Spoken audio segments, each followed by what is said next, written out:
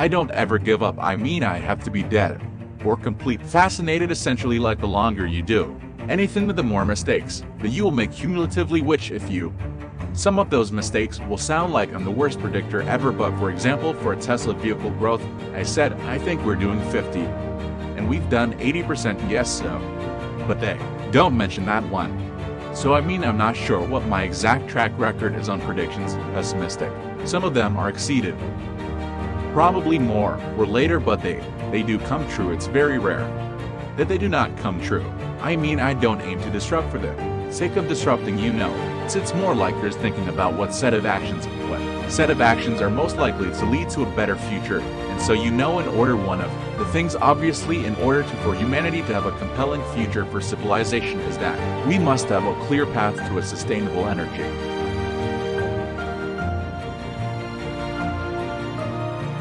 Where are they now? Work like hell. I mean, you just have to put in, 80-hour, 80-100-hour weeks every week, but all those things improve the odds of success. So my people say, tell me, like, what can you do to encourage entrepreneurs to start companies? I'm like, if you need encouragement, don't start a company. We basically messed up almost every aspect of the Model 3 production lane, from cells to packs to motors, body, line, the paint shop, final assembly, everything was messed up. I lived in the Fremont in Nevada factories for 3 years, fixing that production line, running around like a maniac through every part of that factory, living with the team. I stepped on the floor so that the team who was going through a hard time could see me on the floor, that they knew that I was not in some ivory tower. Whatever pain they experienced, I had it more. I mean, there wasn't any other way to make it work.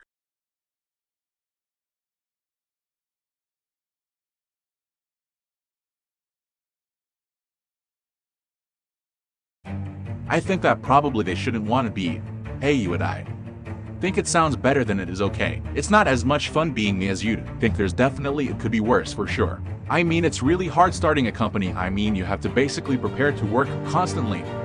From when you wake up to when you go to sleep. You have to be willing to deal with a lot of difficult problems and thorny problems. You have to be willing to deal with an enormous amount of stress, and you just got to push yourself super hard. I wouldn't recommend it for most people. Try to be useful. You do things that are useful to your fellow human beings, to the world. It's very hard to be useful. Very hard. Are you contributing more than you consume? Like, how to try to have a positive net contribution to society. I think that's a thing to aim for. No, not to try to be sort of a leader for the sake of being a leader or whatever. Through every part of that factory, living with the team, I stepped on the floor so that the team who was going through hard time could see me on the floor, that they knew that I was not in some ivory tower.